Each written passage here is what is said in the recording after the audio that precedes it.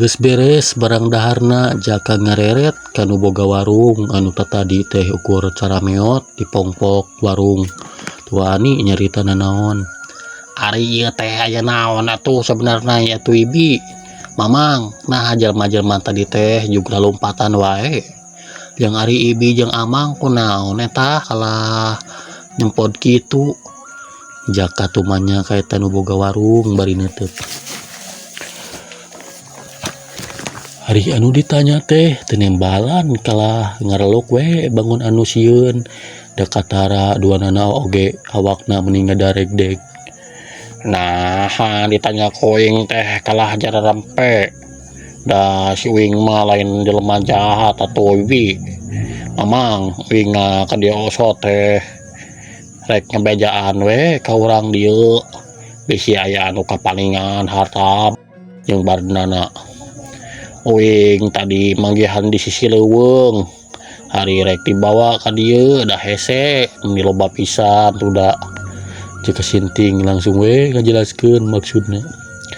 Ari ngadenge kitu mah eta tukang warung teh kakara nguniang gek diuk dina bangku tuluy nyarita.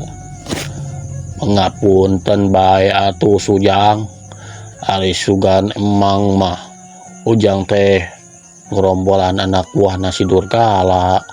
Eta pedah make kalung anu kitu. Da iwal 3 rombalan macan tutul anu sok marake kongkorong bandulna gambar hulu macan tutul mah si Mang Warung ngajelaskeun. Oh, hampura atuh Mang. Paingan jelema sarieun ku uing. Meureun pedah uing make nu kieu patutnya. Jaka bari ngalaan kalungna tuluy dibebetkeun kana solokan. Ieu mah pamanggih tadi uing lain anak buahna saha tadi teh Ki Durgala. Saha Ki Durgala teh Mang? Jaka penasaran hayang nyaho. Nya manehna teh kepala rampog anu biasa sok ngaranjah lembur-lembur.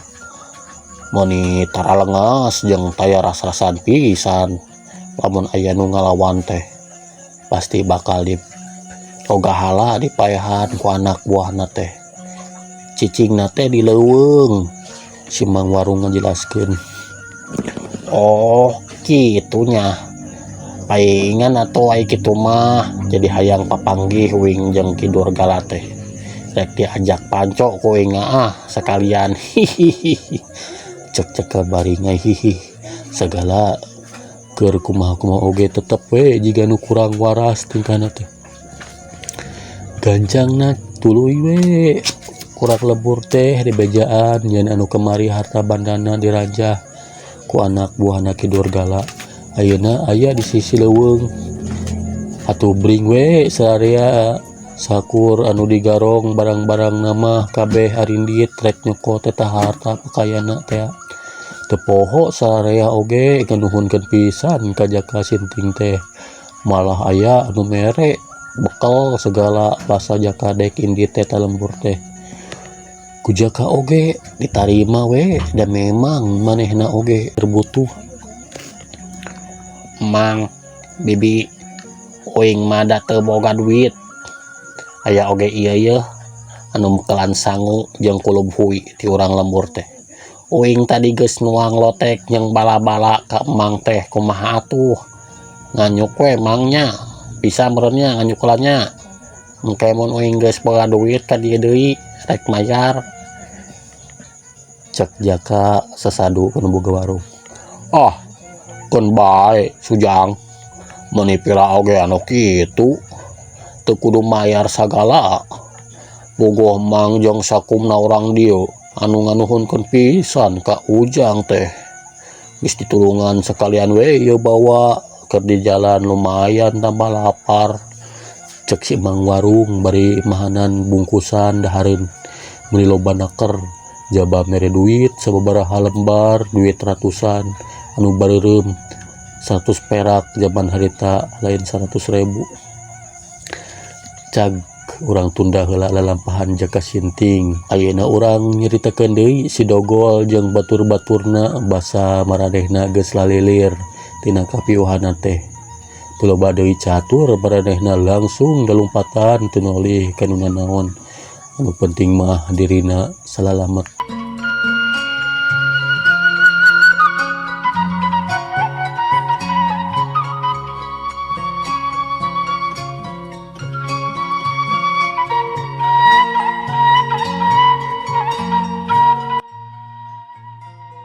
Ki Durgala teh nyaeta seorang gegedug gerombolan atawa garong anu markasna aya di tengah-tengah leuweung anu jaraga giri di ku jelema.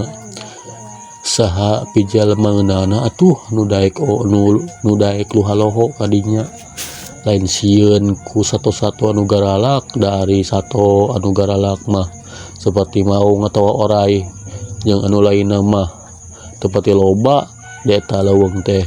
Ngan dasare oge geus nyaraho yen eta leuweung teh sayangna garong gerot tadu digegedugan ku Ki Durgala minangka kapalana eta Karaman anu sok diserebut Karaman maung tutul da sakabeh anak buahna Ki Durgala.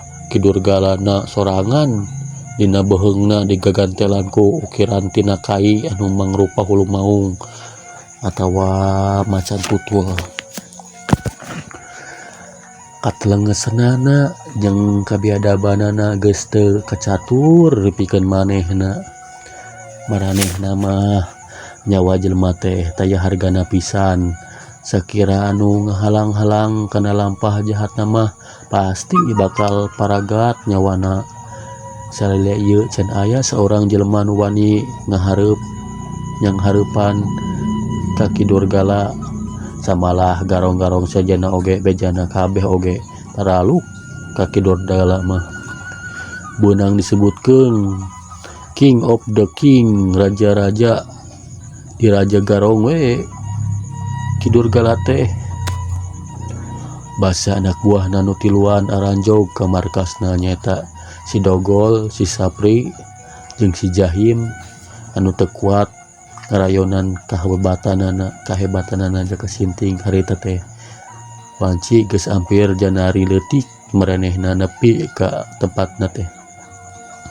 Kabeh oge geus karerek anak buahna Ki Durgala nu kebenaran keur tetugas mah. Tugas ngegarong da loba oge anak buahna Ki Durgala teh. Mal kurang ari 200 jelema mah. Bari jeung rata-rata mibanda ilmu kewadukan jeung ajian-ajian anu teu bisa dianggap enteng. Ngan anu tiluan anu kasebut pangbodona teh nyaeta si Dogol jeung baturna. Untungna harita teh salah seorang anak buah Ki Dogol aya anu kaluar ti jero guha minangka markasna teh. Barang kapireungeuh aya nu pating kulunu langsung manehna nanya bari nyentak. Saha eta? Kituna teh bari ngangsurutkeun kolorna datos tina rungkun tadi teh. Teuing tos nanaonan mah. Dewek Dogol anu nembalan teh bari ngadeuketan ka eta jelema baturna. Oh ai sugan teh saha we? Nah geuning darengoh kitu jeung mani asali lalila teuing deui. Mangkat ti subuh wayah kieu karek daratang. Pokna bari mencerong kanu tiluan. Montong loba tatanya di Ki Durgala geus sarecan. Ya geus atuh tatadi oge. Isukan deui we rek aya pe omongan mah dewek oge tunduh keneh ieu teh. Geunah bari ngoloyong asup ka jero guha. Sakedapan si Dogol jeung baturna ukur silih reret. Maranehna kasida bingung jeung sieuna ku komandanna ngeunaan pagaweanana anu teu hasil gara-gara patlak jeung jaka sinting. Ocapkeun isuk-isuk Ki Durgala keur cumarita ka anak buahna ka si Dogol. Dasar manusia Allah kabaracos ya mah nyatu digedekeun. Piraku ngalawanan manusia sasiki nepi ka ngacir kitu ngerakeun sia Ki Durgala basa geus ngariung jeung balad-baladna. Manehna jalang jeleng bari muril-muril kumisna nu kandel tur gede baplang sakapeung tetenjerag. Untungna tetenjeragna kana batu, lamun kana palupuh mah geus pasti runtuhna teh. Terus ari hasil ngabadogna dikabanakeun ku si laing teh. Aya we di ditu jigana ayeuna oge aya keneh. Walon si dogol bari tungkul tuanieun tangga sieun ku gedugna. Anu duaan mah ngareluk we tadi oge jiga bueuk meunang mabuk.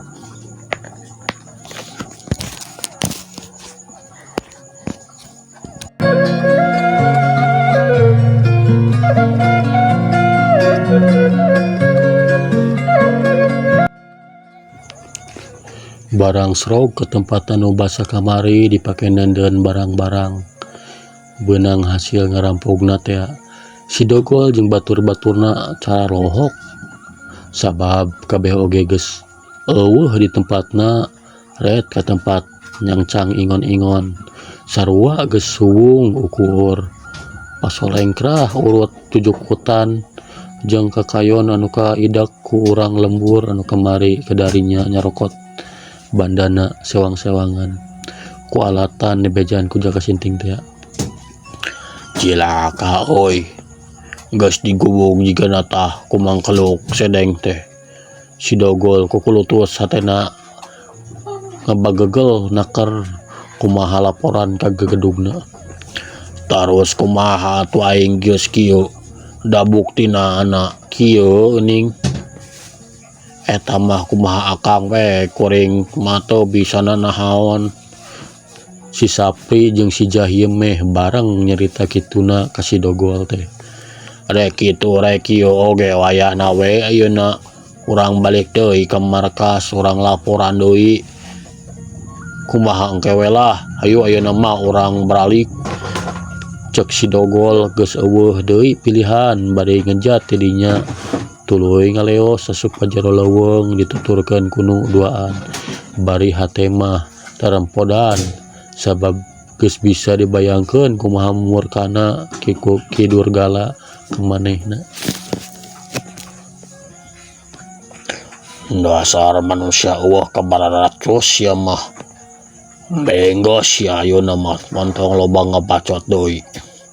Sok sebutkeun di mana ngajedogna eta mangkeluk anu geus ngelehkeun sia tiluan teh. Ku dewek ayeuna mah ayeuna keneh rek dipeuncit. Teu nyaho wae sia. Teu nyaho wae sia. Ki Durgala amarahna beuki ngalentab beungeutna anu barangasan teh tambah pikagilaeun jeung pikasieun lamun keur ambek kitu teh. Kurang apal ari di mana-mana nama cicing nama kuring oge ki, tapi lamun rek dipaluruh mah jiga da moal hese pasti aya di sabudareun lembur eta atawa urang curag wae ka lembur. Pasti urang lembur oge nyarahoeun ka eta mangkeluk lamun teu ngabejakeun mah duruk we sekalian lemburna si dogol. Lemburna si dogol ngasongkeun saran ka gegedugna. Oh kitu oge alus. Jejaan anu lainna ayeuna urang indit ke lembur. Urang podaran we sekalian urang lembur teh sakabehanana naon. Tuman wae. Ki Durgala nyaritana meuni susuaban naker kawaskana naon we nyebut polanan teh. Geus dijieun kebiasaan. Gancangna carita abrig we Ki Durgala jeung balad-baladna aya kana 10na harita teh. Ngasrek ngajugju ka lembur rek maluruh ngeunaan jaka sinting. Sabot keur jongjon leumpang katempo di hareupeunana aya 3 urang jelema keur leumpang ka belah maranehna. Kela oi, ari itu saha tiluan anu keur kadiekeun. Ki Durgala kituna teh bari ngarandeg sarea oge ngilu eureun leumpangna teh bari nyidik-nyidik anu keur leumpang muru kadinya. Ulu geuning Basar Kawi itu mah narek naonnya eta aki-aki teh los-losan ka dieu sagala. Kidur gala anu nyatana waweuheun kanu keur leumpang anu tayalian ti Basar Kawi jeung baladna Ki Badrun jeung Ki Sugri da ari Ki Jantan jeung Ki Wanta mah teu ngarilu harita teh. Are kamarana ieu teh mah jiga anu darenas kitu. Kidur gala nanya ke Basar Kawi anu harita geus pahareup-hareup. Kidur gala ieu teh kebenaran pisan atuh. Pugu abah teh rek ka ditu tadina mah aipek pasar andong di dieu nya aya alusna atuh. Basar Kawi bari ngasongkeun damba leungeunna ngajak sasalamat. Adah ya perlu naon gitu tara-tara disasari abang gersakeun turun gunung jigana penting pisan menurutnya. Kidur gala kituna teh bari narima leungeun Basar Kawi. Orang dari ukolawe ayo nama sekalian roroh kasoheula merah dan dongjon cacaritana. Basar Kawi bari geek manehna diuk dina akar caringin.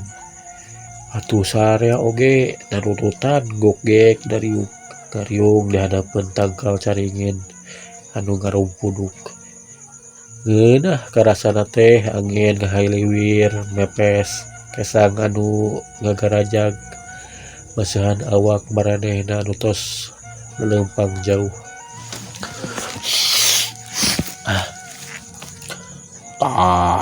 Gitu maksud abah teh bangda jauh-jauh nepungan ka dieu rek ngenta bantuan ka ilaing Durgala. Lain abah teu wani eta ka mangkeluk ngan ieu mah sesuganan atuh sakalian silaturahmi jeung ilaing geus heubeul pan teu panggih. Basar Kawi mungkas caritana bari angger ari songong nama majar teh lain teu wani cenah.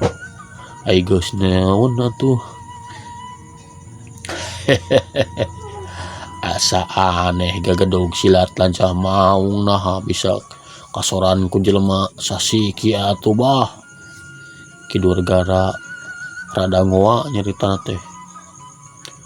Bo si lain mah puguh pan kitu tadi ku abah geus dicaritakeun lain abah teu wani ngan nyata tadi teh. Basar Kawi rada euceuy bareureum beungeut teh. Mun teu ras butuh kubantuanana mah moal tojol gantawang wae. Meureun ngadenge ucap-ucapan kitu ti Kidur gala teh. Nya poho kuring teh bah kurang ngaregepkeun tadi teh. Terus kumaha dedengean eta mangkeluk anu geus terus kumaha dedegan eta mangkeluk anu geus ngelehkeun abah teh susuganan we kuring wawuh. Kidur gala ngomongna teh kala beuki ngahajakeun ngeyel ke Basar Kawi. Cok abah oge abah mah teu rumasa eleh ari dedegana eta mangkeluk mah jangkung begang buukna jabrig kalakuana jiga anu weureu ku cubung cecengiran wae sorangan percis nu gelo anyar. Basar Kawi nyaritana bari nahan nafsu.